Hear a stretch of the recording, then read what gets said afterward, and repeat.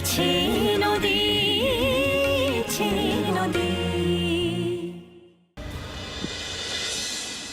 তুই কি করে বলছিস আসবে? ওইটা প্রমাণ করতে আসবে যে ও অদ্রিজা নয়। তাহলে তো আজই বলতে হয়। বাবাকে বলি ওদের একটা নেমন্তন্ন করতে।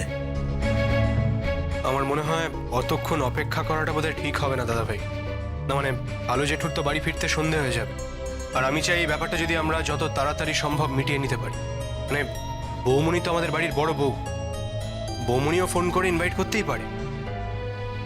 আর তাছাড়া ওই আলো জেঠুর বন্ধু ডক্টর আঙ্কেল, উনি তো বেশিরভাগ সময় বাড়িতেই থাকেন, একবার ফোন করে দেখাই যাক, উনি নিশ্চয়ই ফোনটা আনসার করবেন। বৌমণি, আমার মনে হয় টাইম ওয়েস্ট না করে একটা ফোন করে ইনভাইট করেই দাও না, একটা ফোন করেই দেখো। আমি ফোন করব তাতান? না মানে বাড়ির বড়রা যদি কেউ ফোন করতেন, কাম্মা কিংবা মামুনি। না তুমি করলে ক্ষতি নেই তো কোনো, তুমি করতেই পারো। তুমি বাবা বা মায়ের নাম নিয়ে করো, কি বলিস?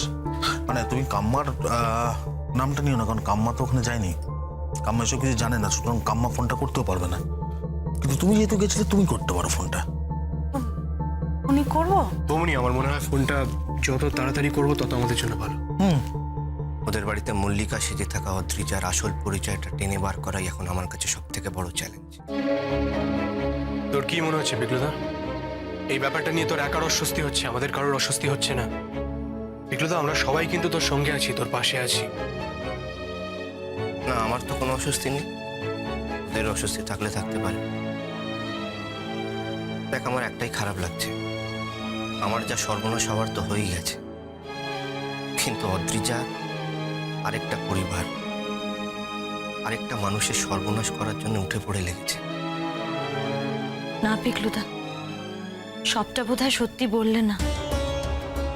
তোমার কষ্ট হচ্ছে কারণ তোমার মনে হয়েছে যে দিদিভাই তোমাকে ছেড়ে চলে গেছে, কিন্তু এত তাড়াতাড়ি অন্য আরেকজনের জীবনে নিজেকে এভাবে জড়িয়ে ফেলেছে, এটাতে তুমি কষ্ট পেয়েছো, তাতেই তোমার খারাপ লেগেছে। সে যাকে, তবে পিকলু নিশ্চয়ই মনে মনে জানে যে অদ্রিজা যেরকম ধরনের মেয়ে, ও বেঁচে গেছে, পিকলু বেঁচে গেছে, এ নিয়ে আক্ষেপ করার কিছু নেই।